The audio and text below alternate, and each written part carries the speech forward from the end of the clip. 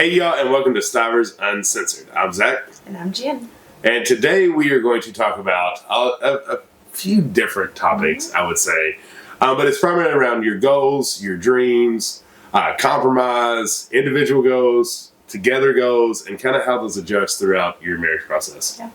So let's start off with just compromise in general. It's a big thing that happens almost on a daily basis within a marriage. Should be. It should be. And it's something that it really can, in my opinion, makes or break a marriage. Yes. If there's no compromise, there's no marriage. Because we're too focused on our individual thoughts and our individual goals rather than the marriage together. Yeah. And you've heard us say on a video before on this channel that there shouldn't be any hard lines in a marriage, except for obvious stuff when it comes to like cheating or abuse, stuff like that. That's not stuff that we're talking about. But when it comes to like everyday life and decisions, goals, priorities, there should be no hard lines about anything because everything should be a compromise. Absolutely. And when you start out with a marriage, in most cases, I'm not going to say a blanket statement, but I'm going to kind of give our experience. There's really not a whole lot of compromise that's happening because you're just surviving. Right. Like you're literally just trying to survive. You're probably really broke. You're just surviving with babies and you're just getting through the day. But it's a lot within that time frame that is building up this level of trust, this level of compromise, and this level of agreement between the couple. I would say, for example, at the beginning, your biggest compromises are probably your outside lives before each other. Yeah. That's coming in fresh and hot in the middle of a marriage, and that's the first area that you have to deal with compromise. How to merge that, how to make that work with not just yourselves, but also with your families. Trying to merge everyone together and make sure that everyone gets along. Right. And if they don't, making sure that you don't attack each other. If someone comes from a big family and another one comes from a small family, you have to figure out how those functions are going to work, how much a family you're going to allow into your daily lives or not allow into your daily lives. Stuff like that are very tough decisions. And I mean, for us, that took like years to figure out. That was not like okay, let's sit down and compromise and come to a solution kind of thing. That was years upon years of figuring out how that stuff was going to work. Right, but it does lay a good groundwork within a marriage to figure out how we're going to work together, right? Because that's a lot of what it's all about is being open and honest and working together. Kind of like you would with like a coworker, right? Like you can't go in there and just be blunt and direct to something like that. You have to be able to work as a team player and teamwork. Mm-hmm. And that's ultimately what a marriage is. Once you kind of get past that phase, though, then that's when you start compromising when it actually comes to individual and married goals. Like, what's our dreams? Mm-hmm. Like, we might have had some before we were married that we had thoughts of what our life would look like 10 years down the road. Yeah. But now we're married. So what does that look like as a 10-year marriage? Yeah, and hopefully you talked about that right. before you got into the marriage, because that is really important. And we've talked about our conversations before we got married about this lifestyle. And, I told him what I wanted. He was for it, not 100% in, but he was willing to compromise on some things, and I was willing to compromise on some things, which led us to this lifestyle. Was really cool. But we both knew going in that we had the same end goal. We wanted to have our own business. We wanted to raise our kids. We wanted to be at home together. That was the ultimate goal, to be with each other 24/7, to be as self-sustainable as we could and have animals and a farm and raise our kids that way. And, just the simpler kind of life. And going into that with those same goals made it a whole lot more simple. However, it's not like it didn't create challenges, because even though you have the same goals, timelines can be different and timelines can be off. And we face that a lot, with like kids and when to do stuff, like when to move, when to buy a home, when to get animals, which animals to get. How fast it takes to build a home. Yes. She thought we'd have his home lived up in about a month and a half. Yep. but it is, that's a lot to do with everything that's going on. Mm-hmm. And she mentioned something that it's really going to be a girth of this video that I want you all to hear. Our main goal was to have our own business. Here it's just business. There was nothing behind what that business was. We wanted to have our own business. We wanted to homeschool our kids, and we both wanted to be home. Mm-hmm. That was the goal. And here's where I think a lot of marriages kind of get mixed up with that. So our goal turned into homesteading and then creating a medicinal herb business that we created from that. That fell into place. Yeah. But the goal was we want a business and we both want to be home. Mm-hmm. It didn't really matter what it was, right? As long as it hit that goal. So I think where a lot of things get mixed up, though, is it sounds like the goal was to create a tincture and salve business and be homesteading full-time as a YouTuber. Right. Like, when we decided this, Didn't say that good. right? Like, when we decided this, like, YouTube wasn't like it is now. I mean, I know we've only been together 11 years, but this has been a fast track with content creation. When we were doing this, you only went to YouTube to figure out how to change, like, an alternator in your vehicle, right? You know, it was none of this stuff going on. So what I'm getting at is, don't get too, like, focused on the little minute details of, like, what is going to accomplish a goal. Just know what it is together that you're wanting to get done. Yes. So then also, like, during this discovery phase of what we wanted for the rest of our lives, which weren't that exactly at the time, it built into that together. We both realized that we're very against the grain people. Yes. Like, to the point to where it's almost like just part of us. It's how we are. If the world loves it, we probably don't. That's just how we are. If everyone's doing something, we're doing the opposite. Exactly. I don't know why we're wired that way. We just are. A very basic and primary example. We live in Kentucky.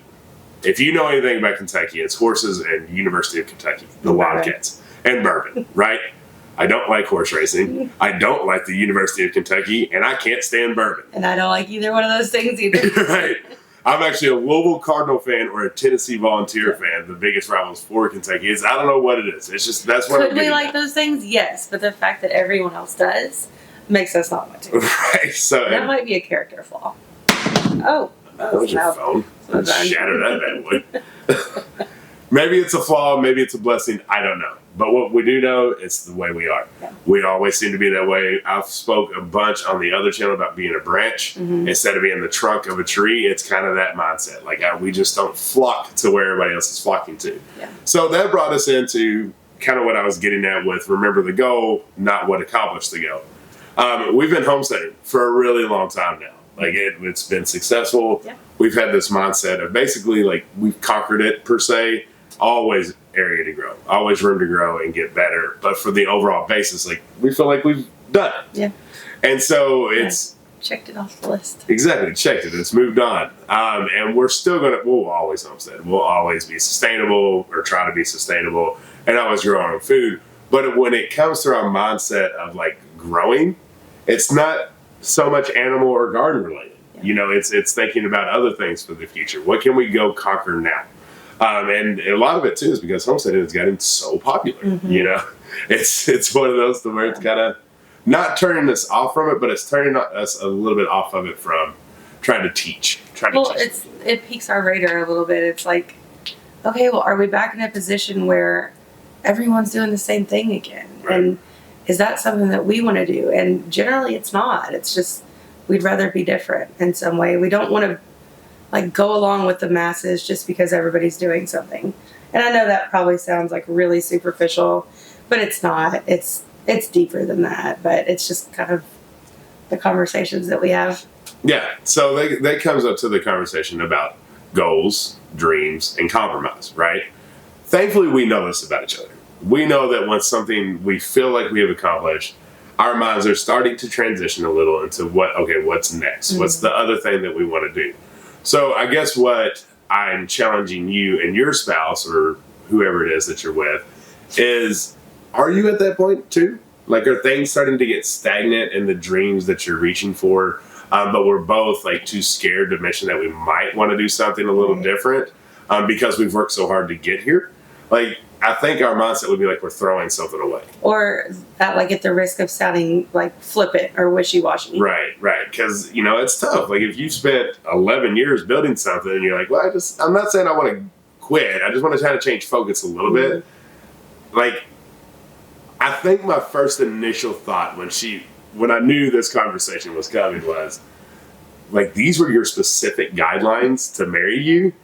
And I did them. You know what I mean? Like, I did them. And now you're saying you accomplished it. Right. You know, but then I was like, no, I'm kind of thinking the same thing too. Yeah. We have the same mindset when it comes to that. So, are you all writing down your dreams? Are you coming back to address them often? Are you having these conversations where what do we look like at the end of this year, 5 years, 10 years? What are we kind of shooting for those goals to be? Yeah. Take it out of the not extravagant, but like that left field YouTube creators and small business owners. Let's talk more basic. Let's talk, more general. when it comes to maybe both you all are working full time right now. Maybe you've both hit your promotion. What's next? Right. Are we going to stay? Like, are we just shooting this till retirement? Or do we think that either one of us want more? Like, do we want to try to go more?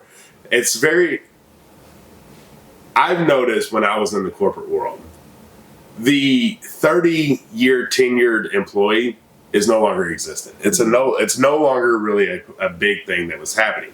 People are moving jobs a lot.